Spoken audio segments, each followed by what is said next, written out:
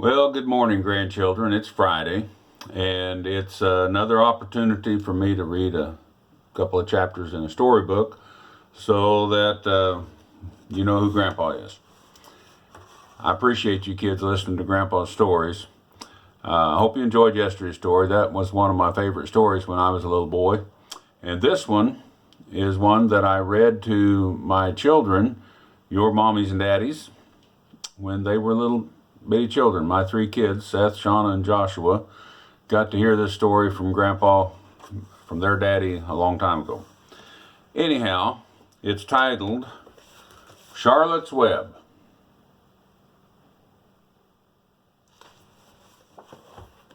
And it's a story about a little runt pig that grew up. And it has several chapters, 20 or 22 chapters. So I'll try and do 2 chapters a day so it won't be too long and boring. We'll get through it in a couple of weeks. But I wanted to share this storybook with you. First chapter is titled Before Breakfast.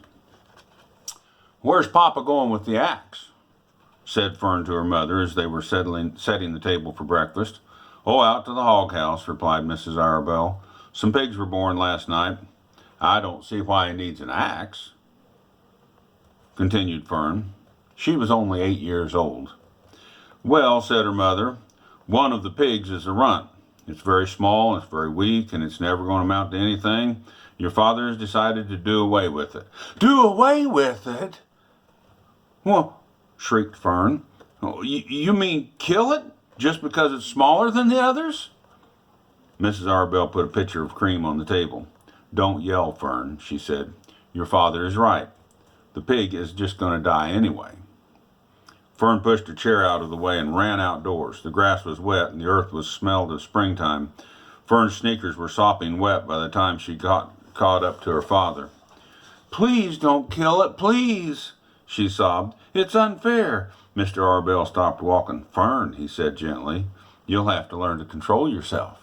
"Control myself?" yelled Fern. "This is a matter of life and death. You talk about controlling myself." Tears ran down her cheeks as she took hold of the axe and tried to pull it out of her father's hand. "Fern," said Mr. Arabelle, "I know more about raising a litter of pigs than you do. A weakling makes trouble. Now run along." "But it's unfair," cried Fern. "The pig couldn't help being born small, could it? And if I had been born small at birth, would you have killed me?" Mr. Arabelle smiled. "Certainly not," he said, looking down at his daughter with love.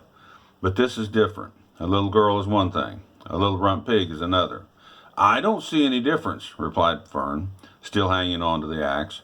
"This is the most terrible case of injustice I ever heard of." A queer look came over John Arabelle's face.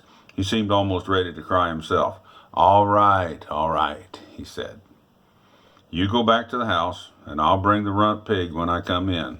I'll let you start it on a bottle like a baby, and you'll see how much trouble a runt pig can be." When Mr. Arabelle returned to the house half an hour later, he carried a carton under his arm. Fern was upstairs changing her sneakers. The kitchen table was set for breakfast. The room smelled of coffee and bacon and damp plaster and wood smoke from the stove. "And put it on her chair," said Mrs. Arabelle. Mr. Arabelle set the carton down at Fern's place. Then he walked to the sink and washed up his hands and dried them on the roller towel. Fern came slowly down the stairs. Her eyes were red from crying. As she approached her chair, the carton wobbled. There seemed to be a scratching noise. And Fern looked at her father. Then she lifted the lid of the carton. There inside, looking up at her, was a newborn pig. It was a white one. The morning light shone through its ears, turning them pink.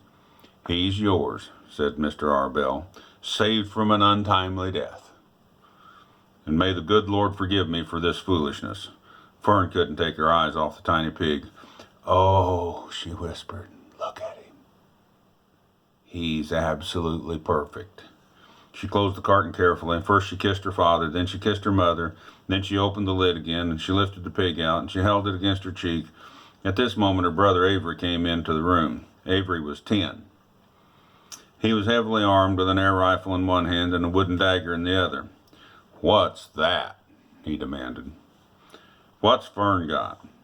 She's got a guest for breakfast, said Mrs. Arabelle. Wash your hands and face, Avery. Let's see it, said Avery, setting his gun down. You call that miserable nuisance a pig?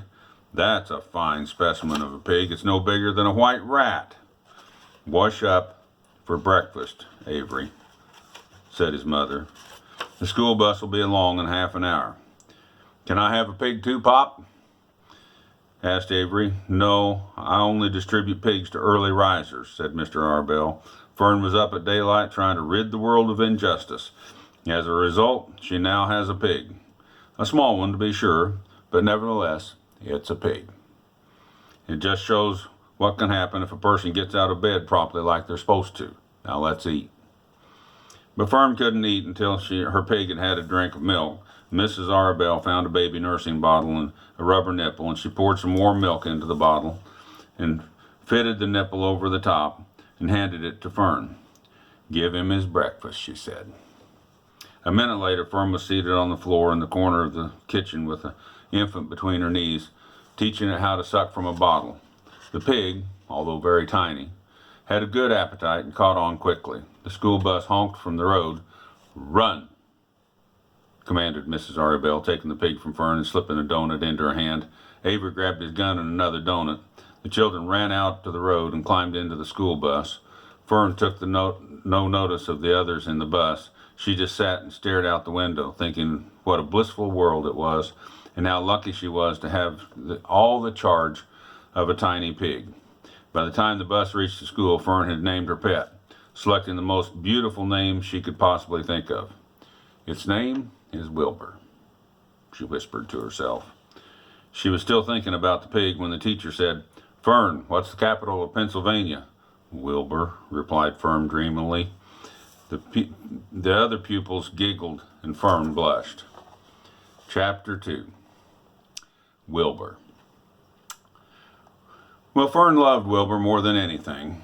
She loved to stroke him, to feed him, to put him to bed, and every morning as soon as she got up, she warmed up his milk, tied on his bib, and held the bottle for him. And every afternoon, when the school bus stopped in front of her house, she jumped out, she ran up to the kitchen, fixed another bottle for him, and she fed him again at supper time, and again just before going to bed. Mrs. Arabelle gave him feeding around noontime each day when Fern was away in school, and Wilbur loved his milk. He was never happier than when Fern was warming up a bottle for him. He would stand and gaze up at her with adoring eyes. For the first few days of his life, Wilbur was allowed to live in the box near the stove in the kitchen. Then when Mrs. Arabelle complained, he was moved to a bigger box in the woodshed. And at 2 weeks of age, he was moved outdoors. It was apple blossom time, and the days were now getting warmer. Mrs. Arabelle fixed a small yard especially for Wilbur under an apple tree, gave him a large wooden box full of straw with a doorway cut into the box so that he could walk in and out as he pleased. Won't he be cold at night? Said Fern. No, said her father. You watch and you see what he does. He knows how to take care of himself. Carrying the bottle of milk, Fern sat down under the apple tree inside the yard. Wilbur ran to her, and she held the bottle for him while he sucked. When he had finished the last drop of the bottle, he grunted and walked away sleepily into the box. Fern peered in through the door. Wilbur was poking straw with his snout. It was a short time. He had a tunnel dug in the straw. He crawled into the tunnel and disappeared from sight, completely covered up with straw. Fern was just enchanted. It relieved her mind to know that her baby would now sleep warm and covered up in the straw, and he would be okay. So every morning after breakfast, Wilbur walked out to the road with Fern and waited with her until the bus came, and she would wave goodbye to him, and he would stand and watch the bus until it vanished out around the turn. When Fern was in school, Wilbur was shut up inside his yard, but as soon as she got home in the afternoon, she would take Wilbur out, and he would follow her all around the place. If she went into the house, Wilbur went into the house. If she went upstairs, Wilbur would wait at the bottom of the step until she came down again. If she took her doll for a walk in the doll carriage, Wilbur followed right along. Sometimes on these journeys, Wilbur would get tired, and Fern would pick him up and put him in the carriage alongside the doll. He liked this. and if he was very tired, he would close his eyes and go to sleep under the doll's blanket. He looked cute when his eyes were closed because his lashes were so long. The doll would close her eyes too.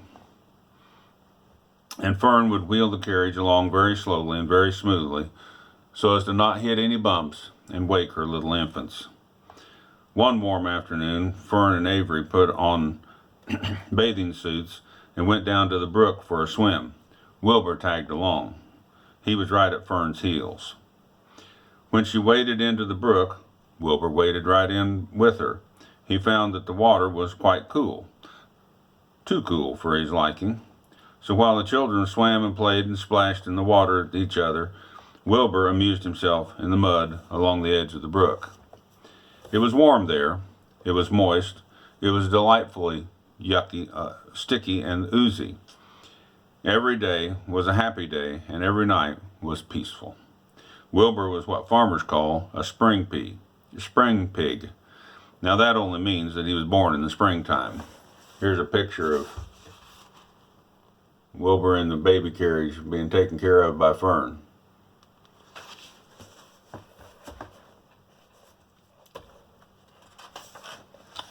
When he was 5 weeks old, Mr. Arabell said he was now big enough to sell. He would have to be sold. Fern broke down and wept. Her father was firm about it. Wilbur's appetite had increased. He was beginning to eat scraps of food in addition to the milk. Mr. Arabell was not willing to provide for him any longer. He had already sold Wilbur's 10 brothers and sisters. He's got to go, Fern, he said. You had your fun raising a baby pig, but Wilbur is not a baby pig anymore. Now he has to be sold. Call up the Zuckermans, suggested Mrs. Arabell to Fern. Your Uncle Homer sometimes raises a pig. And if Wilbur goes there to live, you can walk down the road and visit with him as often as you like. Well, how much money should I ask for him? Fern wanted to know. Well, said her father, he's a runt. Tell your Uncle Homer you've got a pig, you'll sell him for $6. See what he says. It was soon arranged. Fern phoned, got a hold of her Aunt Edith. Aunt Edith hollered for Uncle Homer, and Uncle Homer came in from the barn. He talked to Fern, and when he heard the price was only $6, he said, okay, I'll buy the pig. The next day, Wilbur was taken from his home under the apple tree and went to live in a manure pile in the cellar of the Zuckerman's barn. So, Wilbur was sold to Uncle Homer, and we'll just see how things go from there. I love you kids. I hope you have a good time here in Grandpa's Storybooks.